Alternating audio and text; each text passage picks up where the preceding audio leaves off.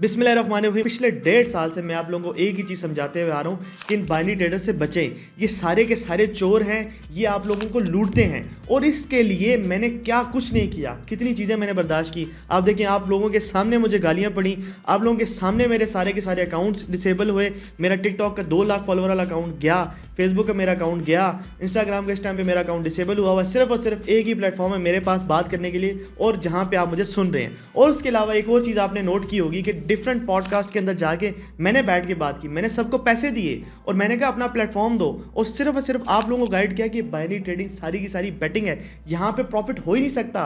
और मैंने आपको प्रॉपर दलाइल दिए। आज भी मैं आपको दलाइल के साथ, सबूत के साथ एक गॉड को एक्सपोज करके बताऊंगा। सबसे पहली बात, मैं हुरैरा को पहले भी एक्सपोज कर चुका हूं, जहां पे मैंने सबूतों के साथ, दलाइल के साथ उसको एक्सपोज किया था। मैंने बताया था कि ये आप लोगों को लूटता है और उसके ऊपर बहुत सारी रिएक्शन वीडियोस बनी और इस टाइम पे एक नैरेटिव मार्केट के अंदर आया हुआ है और वो नैरेटिव आया है तला रिव्यूज की वजह से। सबसे पहले तला रिव्यूज के केस के ऊपर थोड़ी सी बात कर लेते हैं। तला रिव्यू का केस टोटल इतना था कि वो लोगों को एक्सपोज करता था, उसके बाद जितने भी लोगों को उसने एक्सपोज किया वो सारे के सारे इकट्ठे हुए और उसके बाद उसकी निजी वीडियो जो है इंटरनेट पे लाई गई और लोगों को बताया गया कि एक्सपोजर गॉट एक्सपोज। और उसके ऊपर सबसे ज़्यादा जो वीडियोस बनाई वो हुरैरा गॉट ने ही बनाई और उसने क्या कहा कि भाई वो एक्सपोज हो चुका है, वो लोगों को कोर्सेज बेचता है और वो स्कैम करता है, ये करता है, वो करता है। यहाँ तक तो सारी बात ठीक थी, लेकिन जो नैरेटिव रन किया गया ना, उस नैरेटिव के अंदर एक चीज़ गलत थी और वो नैरेटिव क्या था कि तला के साथ जो ज्यादती हुई है वो उसके दोस्त रजा ने की है और जो हुरैरा है उसके साथ भी ज्यादती हुई है और उसके दोस्तों ने की है। और मजे की बात, हुरैरा ने ये बात सिर्फ खुद नहीं की बल्कि उसने एक यूट्यूबर को फंड भी किया और उस यूट्यूबर से भी ये काम करवाया और यही बातें बुलवाई और उसके बाद उसने प्रॉपर मेरे ऊपर रिएक्ट किया कि देखो तुमने ज्यादती की है, हुरैरा के केस में ऐसा नहीं था, तब तो तुम नहीं कहते NCCI के पास जाएं तो वहां पे केस रिजॉल्व हो, तब तो तुम वहीं पे जज भी बने हुए थे, तब तुमने कहा था कि यार ये देखो इसका दोस्त है एक्सपोज कर रहा है तो ठीक है। भाई पहली बात आप समझे गौर से, तला के साथ जो किया उसके दोस्त ने किया, वो उसका एम्प्लॉय था। जो हुरैरा के साथ हुआ वो उसका दोस्त नहीं था, वो उसका इन्वेस्टर था। ये तरीका उस तरह है ना, जब याद है वो हमने करोड़ रुपए डाले थे, फिर तूने करोड़ दिए थे, फिर हमारा वो लॉस हो गया था, फिर हमने सारा मिलके एक एक करके फिर चीजें जमा पूंजी की थी हम लोगों ने। अब आपने रिकॉर्डिंग सुनी होगी, एक चीज आपको समझ आई कि ये समद वगैरह जो थे वो उसके इन्वेस्टर थे। जो हुरैरा था इसने उनको प्लान पेश किया कि भाईजान आप आ जाओ, करोड़ रुपए लगाओ, ठीक है करोड़ रुपए मैं लगाता हूँ, मैं सोशल मीडिया पे लोगों को घेरूंगा और उसके बाद क्या होगा कि भाई जो प्रॉफिट होगा 50-50 होगा। अब इनका नैरेटिव तो इधर ही खत्म हो गया कि वो हुरैरा के दोस्त थे। वो हुरैरा के दोस्त कभी नहीं थे, वो इन्वेस्टर थे।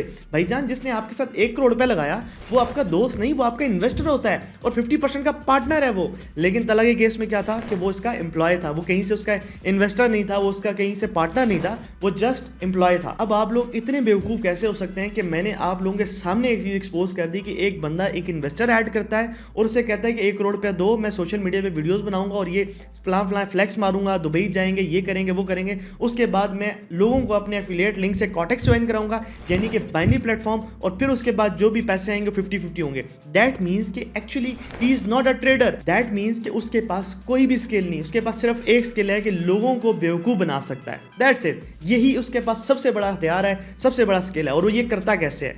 कभी वो बिल्लियों को ले आएगा अपनी वीडियोस के अंदर सिंपैथी गेन करने के लिए, कभी वो कुत्तों को ले आएगा, कभी वो अपनी मदर को ले आएगा, कभी वो पता नहीं क्या कर देगा। आप देखें, he is just attention seeker. और मीडिया की जुबान में जिसके पास अटेंशन होती है वही विनर होता है। इसके अंदर कोई मोरालिटी नहीं, कोई प्रिंसिपल नहीं कि लोगों को आप बेवकूफ़ बनाते जाएं कि भाई बेशक आप ट्रेडर नहीं है, आप फिर भी बोलें कि देखें मैंने 1 करोड़ का प्रॉफिट किया, मैंने 10 करोड़ का प्रॉफिट किया, मैंने पता नहीं क्या कर दिया। और सिर्फ ये आपको लूटने के सारे हथकंडे होते हैं। अब यहां तक सारी बात ठीक थी जी, मान लेते हैं जी मैंने हुरैरा की साइड नहीं ली, मान लेते हैं जी उसने मुझे आके पर्सनली गालियां दी थी, तो तब मैंने सारा काम किया। अब उसी का दोस्त जो उसका पार्टनर था 50-50 का, उसने आगे उसको एक्सपोज कर दिया और देखें हुरैरा क्या कहता है। अपडेट तो दे दो यार मुझे भाई, मैं ग्रुप में स्टार्ट किया हुआ है भाई, अपडेट तो दे दो यार।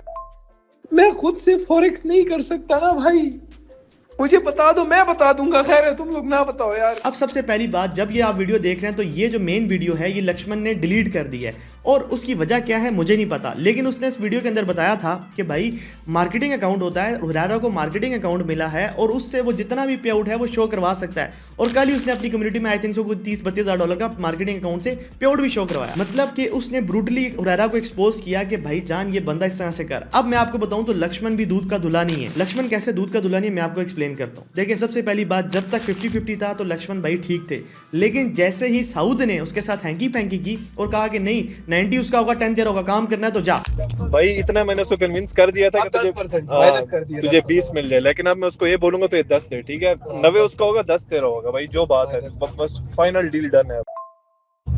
काम करने तो कर, नहीं करना तो खैर है, कोई मसला नहीं। अब लक्ष्मण साहब को मसला ये हुआ कि देखो जी काम मैं करता हूँ, इसको सिग्नल मैं देता हूँ, सारे बैकएंड मैं संभाल रहा हूँ, फेम ये लेके जा रहा है, ऊपर से 90% ये लेके जाएगा, तो मेरा क्या काम है, तो फिर मैं क्या करूँ, चलो जी एक्सपोज कर देता हूँ। इस तरह से उसने इसको एक्सपोज कर दिया। हालांकि वो भी तकरीबन 1.5 साल से या 2 साल से जो भी था इसके साथ ही काम कर रहा था। अब ये था अभी का केस जो कि हुरैरा को एक्सपोज किया गया। अब किसी के जहन में भी अगर बात आती है ना कि हुरैरा ट्रेडर है या कोई लेजेंड बंदा है, तो मैं कहता हूँ आप पे लानत है। अब चलते हैं थोड़ा सा पीछे और समझते हैं कि समद और हुरैरा का मसला क्या हुआ। मसला पता क्या हुआ था? हुआ ये था कि समद और हुरैरा डर के भाग चुके थे क्योंकि एनसीसीआई का क्रैकडाउन हो रहा था और उसने पॉडकास्ट के अंदर एक्सेप्ट किया। अच्छा, एनसीसीआई का केस हुआ तो आप क्यों अंडरग्राउंड हुए? आप अंडरग्राउंड हो गए किधर गए और वो अंडरग्राउंड हुआ, आप अंडरग्राउंड क्यों हुए? अंडरग्राउंड इसने हमें डराया कि यार तुम्हारे खिलाफ भी आएंगे। अच्छा, तुम्हारे खिलाफ, आपके खिलाफ क्यों आएंगे? मुझे नहीं पता था, बस जब वो डर के भाग गया तो हुरैरा ने कुछ 2 करोड़ रुपए किसी को दिए रिश्वत और उसके बाद अपना नाम उधर से निकलवाया। उसके बाद वो क्या कर रहा है, समद को कहता है कि भाई तू 5 या 10 करोड़ रुपए दे तो तुझे भी मैं निकलवाऊंगा। उसको वो बेवकूफ़ बना रहा था, जहां पे उसको कहता है कि भाई तेरा नाम भी एनसीसीआई में आ गया है। अब उसके अंदर थोड़ी सी अकल थी, उसने कहा यार मेरा नाम कैसे एनसीसीआई में आ सकता है, मैं तो नहीं प्रमोट कर रहा था। तो उसने पहली दफ़ा हुरैरा की रिकॉर्डिंग की और वही एक एक्चुअल उसके पास रिकॉर्डिंग थी जहाँ से वो सारा एक्सपोज हुआ। हालांकि उसने मुझे इनबॉक्स में भी कहा कि अल्लाह का शुक्र है कि वो मैंने रिकॉर्डिंग कर ली, मेरे पास इसके सारे अकाउंट्स की एक्सेस थी इंस्टाग्राम के, और जितनी भी ये गंदे काम करता था मेरे पास सारी चीज़ों के प्रूफ होते। लेकिन हम नस्ली लोग हैं, हम ये काम नहीं करते, और ये सारे के सारे अल्फाज हैं समझ के। और वो अल्लाह की तरफ से मेरे साथ ऐसी कोई करनी होगी कि इसने वो पूरे 8-9-10 महीने का मजमुआ जो है ना वो मेरे उस रिकॉर्डिंग में बोल दिया था। तो वो बड़ा अल्लाह ने मेरे लिए आसानी वाले मामलात किए, और वो अल्लाह ने मेरे जहन में डाला कि मैं रिकॉर्डिंग कर लूँ, नहीं तो मेरे पास कुछ भी नहीं था। जिस तरह आपको मैंने बताया ना कि मेरे पास रिकॉर्डिंग करने के लिए बड़ा कुछ हो सकता था, लेकिन वो दोस्ती यारी में मैंने कभी नहीं किया। तो वो जब इसकी तेवर बदले हैं तो तब मैंने ये सारे मामलात किए थे। लेकिन खैर वही अल्लाह की ज़ात तो ऊपर है ना, वो तो देख रही है कि यार कौन बंदा सही है कौन गलत है। सर आपका भी बड़ा शुक्रिया अदा करूँगा इस चीज़ में कि आपने बड़ा ताउन किया मेरे साथ, और अल्लाह आपको इसका अजर दे। जज़ाकल्लाह जी, अस्सलाम वालेकुम। तो बेसिकली समद ने कभी भी इसकी रिकॉर्डिंग नहीं की थी, लेकिन जब इसने ब्लैकमेलिंग स्टार्ट की समद को कि भाई आप 5 करोड़ रुपए दो और अपनी जान छुड़ाओ। अब ये ब्लैकमेलिंग की थी क्योंकि उस बेचारे ने 2 करोड़ रुपए दे चुका था, अब इसके पास भी पैसे नहीं थे, खाली हुआ था। और उसके बाद इसने एक्सेप्ट किया कि फिर हम कोर्स भेज देंगे, ये कर लेंगे, वो कर लेंगे। मेरे नाम पे कुछ नहीं है, मेरे नाम पे FIR सब कुछ क्लियर हो गई है, और वो मैंने डील करवा के की है। सही है, 2 करोड़ में मेरी डील हुई थी पहले। 6-7 करोड़ रुपए मैं तुम्हारी डील करवाता हूँ। मैंने कहा भाई मेरे पास तो 6-7 करोड़ रुपए है ही नहीं। मैंने कहा तेरे पास है तो तू दे दे। नहीं मेरे पास तो कुछ नहीं। अब थोड़ा सा इसके ऊपर आते हैं कि समद भी दूध का दूल्हा नहीं है। देखें सबसे पहली बात, ये सारी सवाल मैंने उससे किए थे बिहाइंड द सीन्स। मैंने उसको बोला कि भाई जान आप इसके साथ थे क्यों, आपको नहीं पता था कि ये हराम है? कहते हैं कि हमें खुदा की कसम ट्रेडिंग का नहीं पता था, हमें बस पता था कि यार ट्रेडिंग कुछ होती है। अब इस बात को मैं रिलेट करूंगा एक और बात से। आपको याद होगा कि पिछली पॉडकास्ट के अंदर एक बात डिस्कस हुई थी जिसके अंदर एक इन्वेस्टर था जो कि हुरैरा के पास आया था। उसने कहा था कि मैं इन्वेस्ट करूंगा, और वो जज का बेटा था और वो मेरा इस टाइम पे दोस्त है। जब मेरी इंटरेस्टिंगली उससे बात हुई, मैंने कहा कि भाई आपको पता नहीं था कि वो स्कैमर है, आप उससे 5 करोड़ पे इन्वेस्ट करने जा रहे थे? कहते हैं जी हमारे सामने तो वो ट्रेडर था, क्योंकि सोशल मीडिया की दुनिया में हम सब जीते हैं ना। सोशल मीडिया में क्या जो दिखता है वो बिकता है। वो भी बेवकूफ़ बन के ऐसे ही समझ भी बेवकूफ़ बना। तो इसलिए मैंने उसकी ये लॉजिक मान ली थी कि भाई हाँ ठीक है आपको नहीं पता था। कहते हैं जब हमें पता चला, जब एनसीसीआई का क्रैकडाउन हुआ, तो हम इतनी दलदल में फंसे हुए थे। हम क्या करते कि हमारे अपने पैसे फंसे हुए थे, हमने अपना टाइम बर्बाद कर दिया, अपने पैसे बर्बाद कर दिए। हम चाहते थे कोई सेफ एग्जिट हो जाए, और उसके लिए हम फिर आपके पास आए, क्योंकि ये हमारी फैमिली को बीच में घसीट के ले आया, हमारी फैमिली को इंटरनेट पर लेके आया। इसने अपनी स्टोरीज पे हमारे घर वालों की तस्वीरें लगाई, और उसके बाद इसके जितने भी फॉलोअर्स हैं वो सारे के सारे इमेच्योर हैं। उन्होंने क्या किया कि इनके घर वालों के जो आईडीज थी उनके नीचे कमेंट सेक्शन में जाके गालियां दी। तो इधर से उनकी ईगो हिट हुई कि यार क्या हो रहा है, हम तो इज्जतदार लोग हैं, ठीक है समझते हैं कि हमने कीचड़ के अंदर नहीं घुसना, लेकिन ये क्या, ये तो हमारे सर पे चढ़ रहा है। इसकी वजह से वो लोग आए थे इसको एक्सपोज करने, और उसके बाद इसने केस भी तो किया था ना कि भाई उसने 60 करोड़ के पता नहीं 30 करोड़ रुपया दरख्वास्त खारिज होगी, उसके बाद बात नहीं हुई। तो बात ये है कि ये बंदा सिर्फ और सिर्फ स्कैमर है, ये बंदा सिर्फ और सिर्फ झूठ बोलता है, सिंपैथी लेता है, जब आप देखेंगे ना इसके व्यूज़ कम हो रहे हैं, ये कोई ना कोई सिंपैथी का स्टंट मारेगा, अपनी मदर ले आएगा, बिल्लियाँ ले आएगा, कुत्ते ले आएगा, पुरानी कोई रील ट्रांजेक्शन वाली लगा देगा जहाँ पे ये पता नहीं वो स्वीपर था कि पता नहीं नालियाँ साफ़ करता था और उसके बाद एकदम से ट्रेडर बन गया। तो इस तरह की हरकतें ये करता रहता है। और फिर थोड़ी सी बात करते हैं इसकी तरबियत पे। तरबियत तो इस बंदे को है ही नहीं, हर जगह पे गालियाँ दे रहा होता है, लिटरली मेरी तस्वीरें लगा के माँ बहन की गालियाँ, इनबॉक्स में आगे गालियाँ। अब बात यह है कि मैं इसके खिलाफ ना कोई लीगल एक्शन भी नहीं लेना चाहता। देखें, बात सिंपल सी इतनी है, जब आपके पावर होती है ना तो पावर का आपको गलत इस्तेमाल नहीं करना चाहिए। मैं आपको छोटा सा किस्सा सुनाता हूँ कि हज़रत अली रज़ी अल्लाह तआला अन्हु का एक किसी बंदे के साथ लड़ रहे थे और क्या हुआ कि लड़ते लड़ते वो नीचे गिरा, उसने थूक फेंक दिया हज़रत अली रज़ी अल्लाह तआला अन्हु के ऊपर। तो उसके बाद उन्होंने उसको मारा नहीं। उसने पूछा कि भैया आपने क्यों नहीं मारा? तो उन्होंने कहा कि अगर अब मैं तुझे मारता तो अपनी पर्सनल ग्रज में मारता। तो अपने पर्सनल ग्रज में कोई ऐसे काम नहीं करना चाहिए। यही हमारे बड़ों ने सिखाया है, यही हम सीखते हुए हैं और यही हमारी प्रिंसिपल्स हैं। तो इसलिए मैं कभी भी इस तरह का कोई अटैक नहीं करता। तो वो सोशल मीडिया पे ही गालियाँ देता रहता है, उसका जवाब मैं ऐसी वीडियोज़ विद सबूत आपके पास लेके आता हूँ और बना के आपको दिखा देता हूँ कि ये रियलिटी है। और ये रियलिटी यहाँ पे ख़त्म नहीं होती। ये तो हुरैरा एक कैरेक्टर है। मैं पूरे सिस्टम की बात कर रहा हूँ। ये जितने भी बाइनरी ट्रेडर्स थे, ये जितने भी गाड़ियों का फ्लैक्स मारते हैं, ये गाड़ी वो गाड़ी, ये सारे के सारे जो है ना, मैं इनको क्या बोलूँ, इतने बड़े स्कैमर्स हैं कि अल्लाह माफ़ करे। और उसके बाद बहुत सारे सिस्टम्स और क्रिएट हो रहे हैं फॉरेस्ट के अंदर, क्योंकि नदीम नानीवाला साहब को एकदम से ऊपर से इलाम हुआ कि वो भी ट्रेडिंग के अंदर आ गए। उसके साथ जर्क जो उसका पता नहीं दोस्त था, पहले बाइनरी ट्रेडिंग करता था, वो फॉरेस्ट के अंदर आ रहा है। तो एक अलग किस्म की जो है ना तूफान बदतमीज़ी इंटरनेट पर आ गई है। यकीन करें, खुदा की कसम, एक बंदा भी ट्रेडर नहीं बन सकेगा। ये जो इंटरनेट के अंदर गंद भला हो रहा है ना, पता नहीं फ़लाँ कोई टिकटॉकर होती है वो ट्रेडर बन जाती है, फ़लाँ टिकटॉकर ट्रेडर बन जाता है, वो डिफ़ॉल्ट साहब भी हैं वो भी ट्रेडर बने हुए हैं। पता नहीं कितने ही लोग ट्रेडर बन के इस सिर्फ और सिर्फ क्या है, एफिलिएट सिस्टम, बैकएंड पे एफिलिएट चलाएंगे एंड ये आपको गाइड करेंगे। खुदा की कसम, अल्लाह की कसम, 5 मिनट मेरे सामने इनको बिठाएं, अगर ना एक्सपोज किया ना, मेरा नाम, मैं कहता हूँ इंटरनेट पे ये सारे चैनल्स डिलीट करके जाऊँगा। ये सारे के सारे स्कैमर्स हैं। ये आप लोगों को सिर्फ पैसों की खातिर लूटते हैं। और इनका इस टाइम पे सबसे बड़ा जो हेड है ना, वो नदीम नानी वाला है। नदीम नानी वाला क्यों है मैं आपको बताता हूँ। वो इसलिए है क्योंकि जब तला को एक्सपोज किया गया तो सारे के सारे मीडिया किसके कंट्रोल में था? नदीम नानी वाला के, रज़ा के कंट्रोल में नहीं था। वो नदीम नानी वाला के पास गया, नदीम नानी वाला ने ही हुरैरा को बोला कि तू अपनी कम्युनिटी में वीडियो डाल। सबसे पहले हुरैरा की कम्युनिटी में वो जो तला की एक्सपोज की वीडियो थी वो आई, और उसके बाद क्या हुआ, उसके बाद पूरे इंटरनेट पे फ्लड होगी। तो ये क्या हो रहा है, फैन पेजेस किसके हैं? रजब भट्ट के, नदीम नानी वाला के। क्यों, ये समझ आ रही है आपको स्टोरी? और उसके बाद नदीम नानी वाला साहब जी वीडियो बनाते हैं, जी मैं इस बंदे को एक्सपोज करूँगा, 25-25 हज़ार के कोर्स बेचता है, $2,000 की मिनटों से पता नहीं क्या ब्ला ब्ला ब्ला बात कर रहा था। अभी तक एक्सपोज वीडियो नहीं आई, मैं वेट कर रहा था।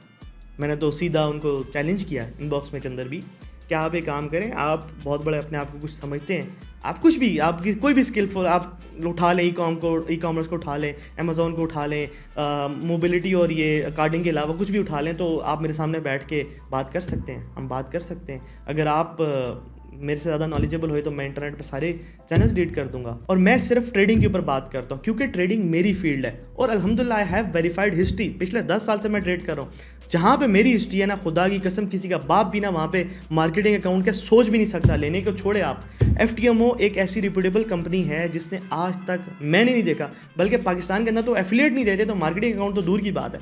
ये XNS, ये सारे फुदू शुदू ये ब्रोकर जो होते हैं, ये सारे के सारे ये काम करते हैं, ये सिर्फ और सिर्फ आवाम को बेवकूफ़ बनाते हैं। अगली वीडियो में मैं आपको सारा कुछ एक्सप्लेन करूंगा कि इंटरनेट की दुनिया में जो बीफ क्रिएट हो रहा है ये कैसे क्रिएट हो रहा है और इसकी आउटपुट्स क्या हैं और उसके बाद आपको बेचा क्या जाएगा। तो आई होप कि आपको समझ आई होगी कि क्या सीन है। बड़ी एनर्जी आई हुई थी मेरे अंदर, उसकी वजह ये है कि गुस्सा आया हुआ था टू बी ऑनेस्ट कि ये क्या हो रहा है। अब मतलब आप देखें इनकी काउंटर जस्टिफिकेशन क्या होती है। जब इनसे पता किया जाए आप ये काम गलत करते हो, तू कोर्स बेचता है, अब मेरे सामने बैठो, कैसे कोर्स बेचना गलत काम है यार, मुझे बता दो, क्या मेरे कोर्स के अंदर कोई ऐसी चीज़ है जो गलत है, आओ एक्सपोज करो। मतलब समझ से बाहर है यार, आप किस दुनिया में जी रहे हो। मतलब आप देखो एक यूनिवर्सिटी में ग्रेजुएट जो होता है वो कैसे ग्रेजुएट होता है, पैसे देता है ना, कोर्सेज ही, वो कोर्सेज ही होते हैं ना यार। पर्सनल डेवलपमेंट की क्लास है वो कोर्स है ना यार, कंप्यूटर साइंस की क्लास है वो कोर्स है ना, वो क्या है, वही नॉलेज है ना, नॉलेज मिल रही है आपको, उसी की बेस पे कल आप स्किलफुल होते हैं। तो यही चीज़ें हैं ना, कोई क्या फ़र्क क्या है इसके अंदर, कोई फ़र्क नहीं है।